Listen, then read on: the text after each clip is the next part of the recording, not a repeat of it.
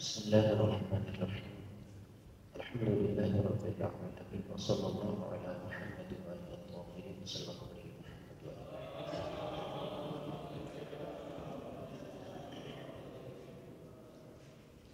آج درجہ قرآن کے حوالے سے توحید کا موضوع چل رہا تھا، اس میں وسیلے کے بارے میں عرض کروں گا۔ اس حوالے سے قرآن مجید میں سورہ مائدہ کی آیت میں ایسا کا ایمان اللہ سے اللہ تک پہنچنے دل وسیلے کا مطلب ذریعہ ہے، ایسا ذریعہ ہے کوئی ایسا سوچ کیونکہ جب وسیلے کے بارے میں گفتگو کرتے ہیں تو بعض لوگ یہ سمجھتے ہیں کہ شاید ایک گروہ مطلقاً وسیلے کا ممکن ہے۔ کیونکہ تمام مسلمانوں کا اس بات پر اتفاق ہے کہ انسان اپنے نیک اعمال کو وسیلہ بنا سکتا ہے۔ جیسے صحیح بخاری کے اندر حدیث ہے کہ 3 دوست تھے، وہ غار میں بند ہو گئے اور انہوں نے اللہ کو اپنے نیک اعمال کا وسیلہ دیا اور اس کی وجہ سے دکھ ہو گئی۔ اس میں کوئی اختلاف نہیں کرتا مسلمان کہ اپنے نیک اعمال کو وسیلہ بنایا جا سکتا ہے۔ اور دوسرا یہ کہ اگر کسی کو جا کے کہا جائے کہ آپ ہمارے لیے دعا کرو، یعنی دعا بنانے کہنے کے لیے اسے وسیلہ بنایا جائے، اس میں بھی کوئی اختلاف نہیں۔ سارے مسلمان کہتے ہیں کہ آپ کسی کو بھی اس حوالے سے وسیلہ بنا سکتے ہیں۔ اصل اختلاف اس بات میں ہے کیا یہ ممکن ہے کہ ہم کسی ذات کو وسیلہ بنائیں، جیسے سید الانبیاء صلی اللہ علیہ وسلم کی ذات کو وسیلہ بنایا جائے؟ اس پر اختلاف ہے، اور اس میں یہ ہے کہ جو ایک مجھے سکتی کہا جاتا ہے، ہمارے وہاں بھی کہا جاتا ہے، وہ اس میں کہتے ہیں شرک۔ اب اگر آپ یہ دیکھیے سب سے پہلے یہ بات کس نے کی تھی؟ 728 ہجری میں سن وفات ہے ابن تیمیہ کا۔ سب سے پہلے ابن تیمیہ نے یہ بات کی تھی، اس سے پہلے نہ کوئی صحابہ کے اقوال میں ملتا ہے، نہ کسی تابعین نے یہ بات کی، نہ تبع تابعین نے یہ بات کی کہ آپ کسی ذات کو وسیلہ بنائے گا یہ شرک ہو جائے۔ یہ سب سے پہلے ابن تیمیہ نے، اور یہاں تک کہ اسی کا ہم اصل ایک زمانہ ہے، یعنی 8 صدی ہجری، تقریباً 8ویں صدی ہجری تک کسی نے یہ بات نہیں کی۔ وہ 8ویں صدی ہجری میں آیا اور اس نے یہ بات کی مسلمانوں کو کہ اگر کوئی رسول اللہ صلی اللہ علیہ وآلہ وسلم صلوات پڑھیے رسول اللہ،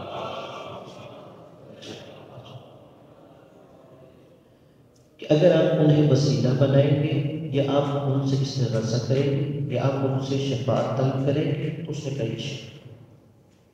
اور یہی وجہ ہے کہ اس کے ہم اثر جو عالم دین اہل سنت تھا، تقی الدین علی بن عبد الکافی سبکی شافعی، اس نے اپنی کتاب شفاء السقام فی زیارت خیر الانام میں واضح طور پہ یہ نسبت دی ہے کہ ابن تیمیہ سے پہلے کسی نے یہ بات نہیں کی۔ تو اس لیے ہم جو گفتگو کریں گے کہ وہ ذات کے اگر وسیلے کے بارے میں دیکھا جائے تو کیا ذات کو وسیلہ بنایا جا سکتا ہے؟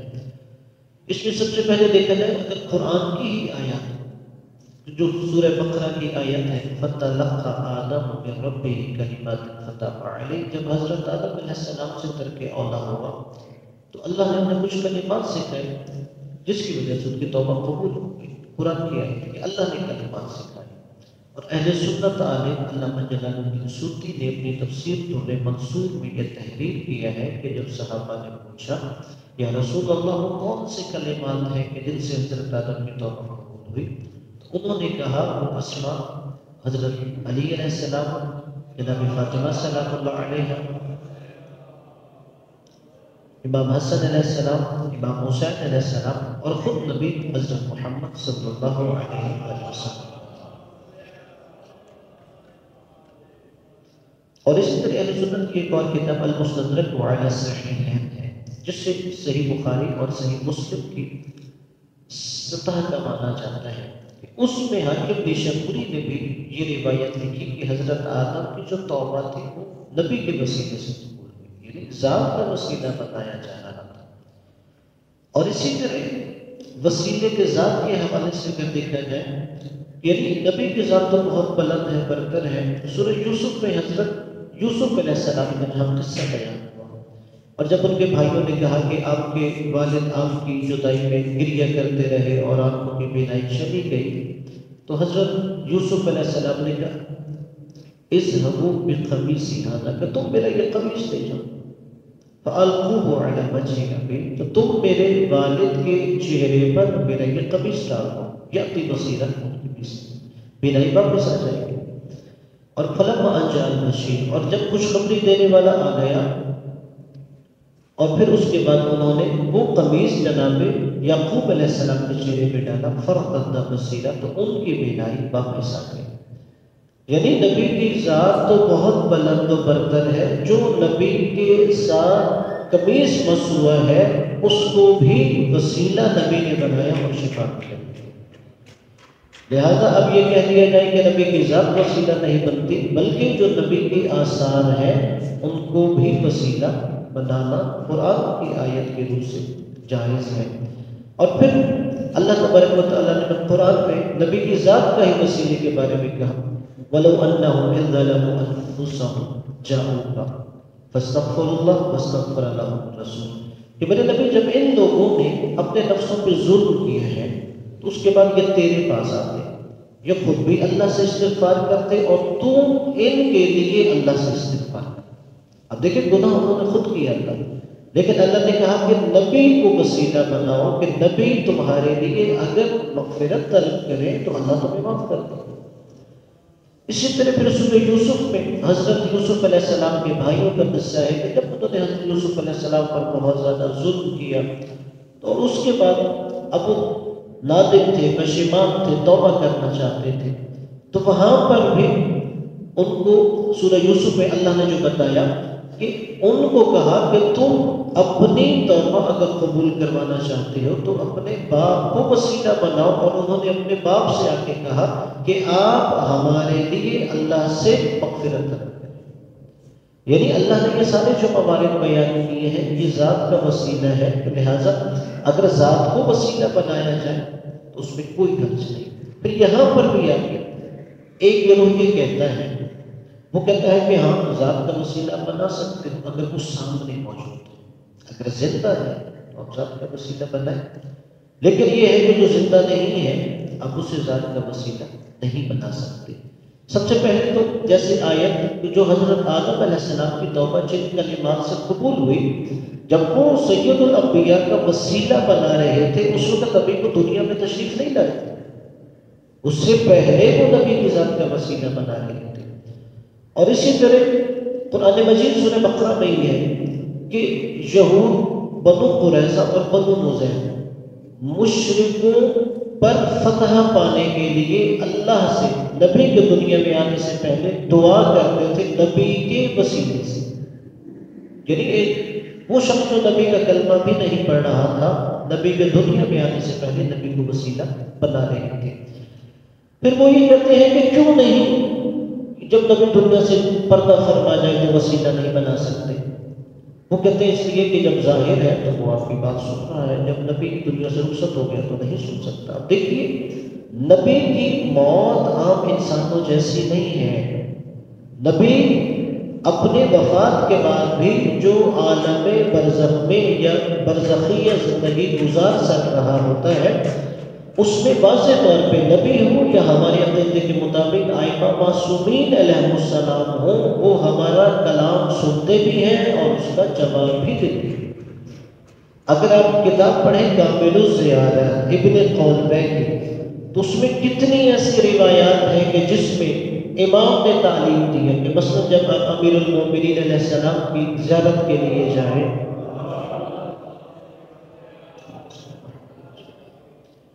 کہ وہاں پر آپ کہیں اشہد انک تسمع کلامی وترد جوابی وتری مقامی، کہ میں گواہی دیتا ہوں کہ امیر المومنین آپ میرا کلام سن رہے ہیں، میرے کلام کا جواب دے رہے ہیں، اور آپ میرے مقام کو جہاں پہ میں کھڑا ہوں اسے دیکھ رہے ہیں۔ یہ امام نے تعلیم دی ہے۔ اور اسی طرح ایک عام شخص کے بارے میں جو راہ خدا میں مارا جائے، اللہ نے کہا لا تحسبن الذین قتلوا فی سبیل اللہ امواتا بل احیاء، اگر کوئی راہ خدا میں مارا جائے تم نے اسے مردہ سوچنا بھی نہیں. اس طرح کی دو آیتیں ہیں قرآن میں. ایک یہ ہے کہ مردہ کہنا نہیں، لیکن یہ جو آیت میں نے تلاوت کی اس میں کہ لا تحسبن الذین، تم نے مردہ سوچنا بھی نہیں ہے، بل احیاء، بلکہ وہ زندہ ہے، اور ایسے زندہ ہے عند ربہم یرزقون، انہیں رزق مل رہا ہوتا ہے. یعنی جب ایک عام بندے کے بارے میں کہ جس کی موت راہ خدا میں ہو جاتی ہے اللہ نے کہا وہ مردہ نہیں زندہ ہے، تو وہ نبی یا ائمہ معصومین یا اولیاء جن کی ساری زندگی بھی راہ خدا میں تھی، اور انہوں نے واضح طور پہ کہا کہ ان صلاتی و نسکی و محیات و ممات للہ رب العالمین، کہ ہماری نماز ہو، ہماری قربانی ہو، ہمارا جینا ہو، ہمارا مرنا ہو، یہ سب اللہ کی خاطر ہے. تو لہٰذا اگر ایک عام راہ خدا میں مرنے والا اللہ نے کہا زندہ ہے، تو ہم کیسے کہہ سکتے ہیں کہ وہ جن کی ساری زندگی اللہ کی راہ میں گزری ہے وہ انبیاء علیہ السلام یا اولیاء ائمہ معصومین علیہ السلام نہیں، اب بالکل عام بندے کی طرح مردہ ہو چکے ہیں؟ نہیں، ان کی بھی حیات برزخیہ ہے جس کے تحت وہ ہمارا کلام سنتے بھی ہیں اور جواب بھی دیتے ہیں. آج کے لیے اتنا کافی ہے. اگر آپ کا کوئی سوال ہو اس حوالے سے یا کوئی اور تو آپ پوچھ سکتے ہیں.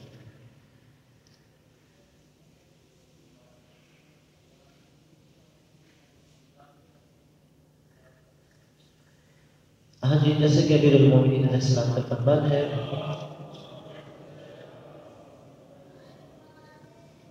من عرف نفسہ فقد عرف ربہ، کہ جس نے عرفان ذات کر لیا کوئی اس نے اپنے رب کو پہچان لیا. لیکن نفس سے مراد یہ ہے کہ انسان پہلے اپنی ذات کو پہچانے.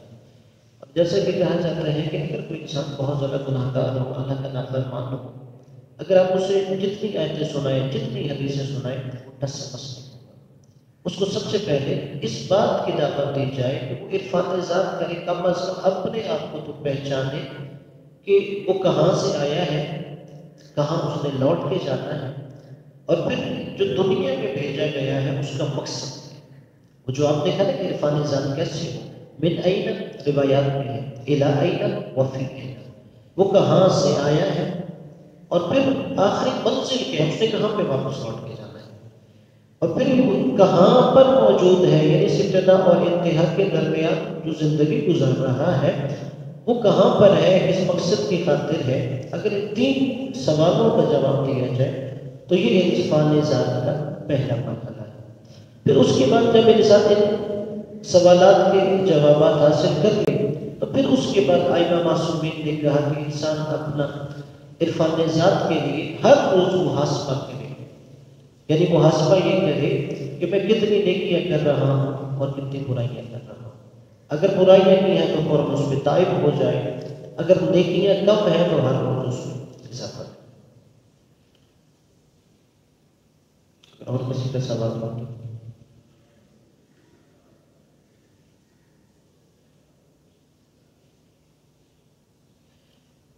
ہاں جی، اس میں یہود کا یہ عقیدہ ہے کہ تابوت سکینہ وہ ہے کہ جس میں انبیاء یہود کے تبرکات تھے، جو حضرت موسیٰ علیہ السلام کے وابستہ جیسے عصائے موسیٰ تھا یا اور بنی اسرائیل کے جو انبیاء تھے کہ ان کے جو مختلف تبرکات تھے وہ تابوت سکینہ کے اندر تھے. اور ان کے عقیدے کے مطابق کہ یہ ہو گیا اور اس کے بعد یہودیوں کا زوال شروع ہو گیا. اور آج بھی اسرائیل کے یہودیوں کو یہ عقیدہ ہے کہ ہمیں اس تابوت سکینہ کو تلاش کرنا چاہیے. جو اکثر آپ دیکھتے ہیں کہ وہ چاہتے ہیں کہ مسجد اقصیٰ کی کھدائی کی جائے اور وہیں پہ ہیکل سلیمانی اس کے اطراف میں کھدائی کی جائے. وہ سمجھتے ہیں کہ شاید یہاں کہیں مدفون ہے، وہاں سے ہم اسے نکالیں. اور ان کے عقیدے کے مطابق جب وہ تابوت سکینہ واپس آ جائے گا تو اس کے بعد یہودیوں کا عروج ہوگا اور وہ ساری دنیا پر حکومت قائم کریں گے. یہ ان کا عقیدہ ہے. اور اس حوالے سے ہمارا یہ عقیدہ ہے کہ یہ تابوت سکینہ جس میں انبیاء علیہ السلام کے تبرکات تھے وہ اس وقت امام زمانہ حضرت مہدی علیہ السلام کے پاس ہے. اور جب امام علیہ السلام ظہور فرمائیں گے تو وہ یہ تابوت سکینہ لے کر دنیا میں آئیں گے. جیسے سارے دنیا کے عیسائی جب دیکھیں گے نا کہ حضرت عیسیٰ امام مہدی کی اقتداء کر رہے ہیں تو وہ خود امام مہدی کے ہاتھ پر بیعت کریں گے اور ہمارے نبی کا کلمہ پڑھ دیں گے۔ اور اسی طرح ایک یہودیوں کا گروہ ہے جس کی روایت 70,000 تک ملتی ہے کہ وہ امام مہدی کے خلاف بغاوت کریں گے، لیکن ایک گروہ یہودیوں کا وہ ہے کہ جو دیکھیں گے کہ امام مہدی علیہ السلام تابوت سکینہ لے کے آئیں گے، اور جیسے عرض کیا انہیں تابوت سکینہ کی تلاش ہے تو وہ خود بخود امام مہدی علیہ السلام کی بیعت کریں گے اور امام مہدی علیہ السلام کے ہاتھوں پر نبی کا کلمہ پڑھیں گے، لہٰذا وہ تابوت سکینہ امام مہدی علیہ السلام کے پاس ہے۔ کہتے ہیں جو قرآن کی سورہ قدر کی آیت نمبر 4 ہے، اللہ نے فرمایا تنزل الملائکۃ والروح، ملائکہ اور روح نازل ہوتے ہیں یہ شب قدر۔ سوال یہ ہے کہ ملائکہ سے مراد تو فرشتے ہیں اور روح سے مراد کیا ہے؟ اللہ ملائکہ کے ساتھ اس روح کو نازل کرتا ہے۔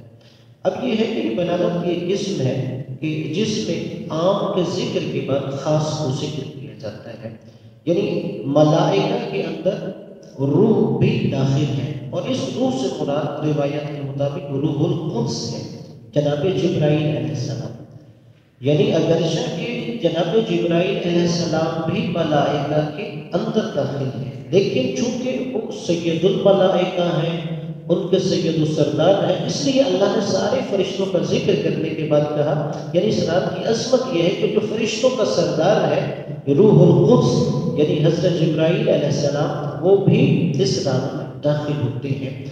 ایک یہ روایت ہے اور زیادہ معتبر یہی ائمہ معصومین سے ہے، لیکن اس کے برعکس ایک دوسرا قول بھی ہے، اس میں یہ ہے کہ روح القدس ملائکہ کے علاوہ ایک اور مخلوق ہے جو ملائکہ سے بھی عظیم تر ہے، اور یہ بھی نور مخلوق ہوتی ہے، لیکن جو پہلا قول ہے کہ اس سے مراد روح القدس حضرت جبرائیل ہے وہ معتبر ہے۔ صلوات پڑھیے محمد پر۔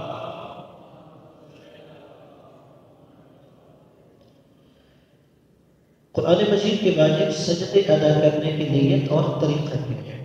آپ جانتے ہوں گے کہ قرآن مجید کے اندر 4 ایسے سجدے ہیں جو واجب ہیں۔ کل قرآن مجید کے اندر 15 سجدے ہیں، جن میں 11 مستحب ہیں لیکن 4 واجب ہیں، اور وہ ہر ایک کو پتہ ہونا چاہیے جب ہم قرآن کی تلاوت کرتے ہیں۔ ایک سورہ الف لام تنزیل ہے 21ویں پارے، ایک حامیم سجدہ سورہ 24ویں پارے، ایک سورہ نجم میں ہے 27ویں پارے میں، چوتھا سورہ علق 30ویں پارے میں۔ جب بھی آپ وہ آیت سجدہ پڑھیں گے تو آپ پہ فوراً سجدہ کرنا واجب ہے، بلکہ یہاں تک کہ اگر میں گاڑی چلا رہا ہوں اور میں نے وہ آیت سجدہ مثلا گاڑی میں قرآن سن رہا ہوں، سنی فوراً میں گاڑی روک کے وقت سجدہ کروں۔ یہاں تک کہ اگر میں نماز پڑھ رہا ہوں، نماز میں ایک صورتوں کا پڑھنا جائز نہیں ہے، لیکن اگر کوئی اور بلند نماز میں پڑھ رہا تھا اور میں نے سنا، فوراً نماز کی حالت میں پہلے واجب سجدہ کروں گا پھر اپنی نماز آگے رکھوں گا۔ اب وہ یہ کہ اس کے واجب سجدے کی نیت طریقہ کیا ہے؟ نیت یہی کی جائے گی کہ قرآن مجید کا واجب سجدہ کرتا ہوں، یا قرآن مجید کا سجدہ کرتا ہوں واجب قربت اللہ۔ اس میں واجب صرف یہ ہے کہ اعضائے سجدہ، جو 7 اعضاء سجدے میں لگانا واجب ہے، یعنی دونوں ہتھیلی، دونوں گھٹنے، دونوں انگوٹھے اور پیشانی۔ اگر یہ میں کسی ایسی جگہ پر لگاؤں جن پر سجدہ کرنا ٹھیک ہے، میرا سجدہ ہو جائے گا، لیکن مستحب ہے کہ یہ دعا پڑھی جائے، لا الہ الا اللہ حقا حقا، لا الہ الا اللہ عبودیت ورقا، سجدت لک یا رب العبود ورقا، بل انا عبد ذلیل ضعیف خائف مستجیب۔ یعنی آپ یہ دعا پڑھیں تو مستحب ہے، لیکن میرا خیال اکثر یہ دعا یاد نہیں کرتے، تو آپ صرف اعضائے سجدہ کو کسی ایسی چیز پہ رکھیں جس پہ سجدہ کرنا ٹھیک ہے، تو آپ کا وہ سجدہ درست ہوگا۔ جو قرآن کی آیت ہے قالت الیہود عزیر ابن اللہ وقالت النصارى المسیح ابن اللہ، اس آیت میں عزیر سے مراد کون ہے جنہیں یہودی اللہ کا بیٹا کہتے ہیں؟ یہ بھی ایک نبی تھے، جیسے عیسائیوں نے حضرت عیسیٰ علیہ السلام کو کہا کہ اللہ کا بیٹا ہے، اسی طرح بنی اسرائیل میں سے یعنی جو حضرت یعقوب علیہ السلام کی اولاد میں سے انبیاء کا سلسلہ جاری ہوا، ان میں سے ایک نبی حضرت عزیر تھے۔ اب چونکہ وہ انہی کی طرف مبعوث ہوئے تھے تو انہوں نے حضرت عزیر علیہ السلام کا مقام و مرتبہ بڑھاتے ہوئے انہیں اللہ کا بیٹا قرار دیا تھا، اور یہی ان کے شرک کی وجہ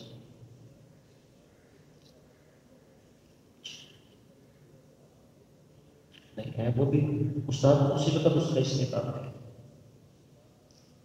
قضا نہیں ہے۔ یعنی یہ جو سجدہ ہے اکثر وہ کہا کرتے ہیں کہ قرآن کے یہ جو سجدے ہیں واجب، اس کی قضا نہیں ہے، اگر نہیں کریں گے تو گناہ گار ہے۔ وہی مستحب بھی فوراً ہے، مصیبت بجانا۔ مستحب کا مطلب یہ ہے کہ اگر بجا لائیں گے تو ثواب ہے، نہیں بجا لائیں تو گناہ گار نہیں ہے۔